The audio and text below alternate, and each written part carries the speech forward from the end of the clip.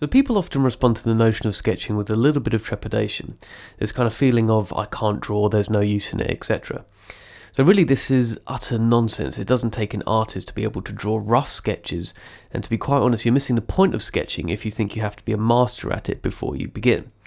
However, there are a few tips for wireframing, and the first really is to get yourself some good pens. So I use Sharpie pens for wireframing, different coloured Sharpie pens for shading in things, and I can even use highlighters for shading in buttons and things like that as well. The second is to get yourself some dotted paper like you can see here, and this will help you draw shapes and layouts more accurately, so you're literally just following the lines as you go. So really these two things, the paper and the pens, aren't going to stop you from just grabbing a pencil and a piece of paper really, but it's nice to keep your sketches consistent with one another. So let's begin to draw out a basic wireframe, and we'll go through some basic shapes together. So the first shape we'll draw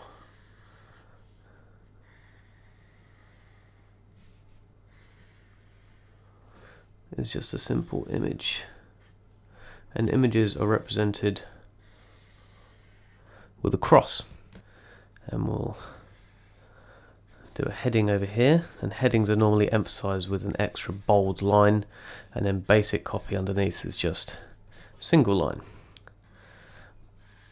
Buttons, again, same sort of thing, basic box, single line for the button copy, and we'll use our different coloured Sharpie to highlight the button and make it an emphasis.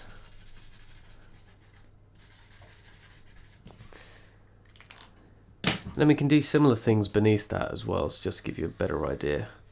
So we'll create a couple of modules underneath. Maybe some cards for the user, some other recommended products, for example. So we'll start that with another image inside, again represented with a cross, and some basic copy. And we'll finish that underneath with a button. And we'll do the same on the other side.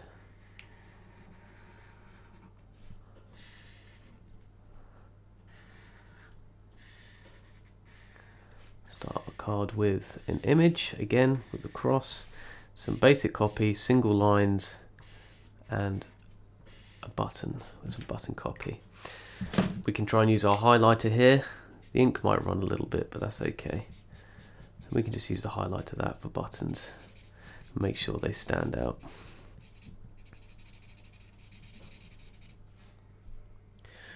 So drawing more complex shapes is really just a matter of practice, like you can see here. So I'll begin with some really basic other UI elements like a radio list. So again, using some of the squares on the page to guide where we're going, or maybe a checkbox list. Some really simple UI elements here, or a tooltip. So again, using the lines on the page to make our drawing just a little bit more accurate and a little bit more professional. That's our tooltip in here. Or maybe a video player, part of UI. So a nice large rectangle here, with our play button in the middle, and with our dash controls underneath. So really complex shapes are usually just combinations of basic shapes, and the key really is to start with the largest elements first, draw the outline of the shape before adding the detail. So there's really no wrong or right way to sketch out your wireframe, so by no means take what I've said as absolute gospel. What you can learn here is the quality of your sketches is secondary to the actual ideas you're going to be conveying. So get practicing.